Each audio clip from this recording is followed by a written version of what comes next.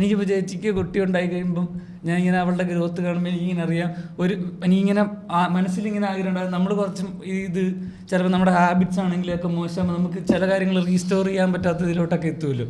അങ്ങനെയൊക്കെ എത്തുമ്പോൾ ഞാൻ വിചാരിക്കാറുണ്ട് ഈ കൊച്ചിനെ കാണുമ്പോൾ എനിക്കറിയാം ഇതെന്തൊരു അതൊരു ഫ്രഷ് പരിപാടിയാണല്ലോ, പുതിയ നോട്ട് ബുക്ക് മേടിച്ച പോലെ അതൊരു പുതിയ സ്റ്റാർട്ടിങ് ആണല്ലോ. അപ്പൊ അത് അവിടുന്ന് ഏതൊക്കെ പ്രായത്തിൽ എങ്ങനെയൊക്കെ നമ്മൾ ഇതിലോട്ട് പോകാം, അല്ല അങ്ങനെ പോവാതിരിക്കുക, അല്ലെങ്കിൽ ഈ പറഞ്ഞ നമ്മൾ തന്നെ നമ്മളെ ചിലപ്പോൾ മോശമാക്കും നമ്മുടെ കുറേ ഹാബിറ്റ്സ് പരിപാടികളൊക്കെ ഉണ്ട്. അപ്പോൾ അത് ഞാനിങ്ങനെ ചിന്തിക്കും, ഞാനും അങ്ങനെ ആയിരുന്ന ഫ്രഷ് ആയിരുന്നൊരു സമയമുണ്ട്, അവിടുന്ന് ഞാൻ എങ്ങനെ കുറച്ച് മോശം സാധനങ്ങളിലെത്തി, അല്ലെങ്കിൽ ഞാൻ എങ്ങനെയൊക്കെ എന്തൊക്കെ തെറ്റുകൾ ചിന്തിച്ചാലും ചെയ്തു, അല്ലെങ്കിൽ ആ ഒരു പരിപാടി അത് എന്നെ ബാധിക്കുന്ന കാര്യങ്ങളാണ്.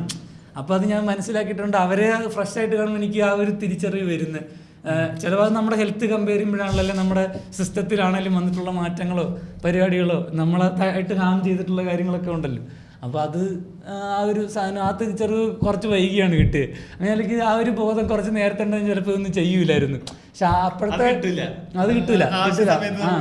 അതാണ് ഞാൻ പറഞ്ഞ ഈ പറഞ്ഞ ഹെൽത്തിന്റെ കാര്യം 18ാമത്തെ വയസ്സിൽ ഹെൽത്ത് എന്ന് പറഞ്ഞാൽ മനസ്സിലാവൂല, പറഞ്ഞു പഠിപ്പിക്കാനേ പറ്റുള്ളൂ, മനസ്സിലാക്കിക്കാൻ പറ്റില്ല. ആൾക്കാർ തെറ്റ് ചെയ്തേ പഠിക്കുകയുള്ളൂ എന്നുള്ളൊരു സാധനമുണ്ട്.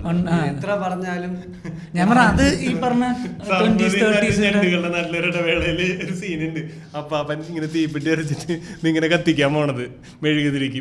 മെഴുകുതിരിയും കഴിഞ്ഞ് പുണ്യാളുടെ മീശാമയാണ് കത്തിക്കാൻ പോണേ. അപ്പൊ സർപ്പതേ വന്നിട്ട് ഇങ്ങനെ നോക്കി കത്തിക്ക് എന്ന് പറഞ്ഞിട്ട് തിരിച്ചിങ്ങനെ കൊണ്ടുവരുന്നുണ്ട്. എന്നിട്ട് ആ സമയത്ത് പറയണ ഒരു ഡയലോഗ് ഉണ്ട്, ആള് കൈ പിടിച്ചിട്ട് ഇതാണ് മനുഷ്യന്റെ പ്രശ്നം, തീരാറാവുമ്പോഴേ കത്തിക്കും.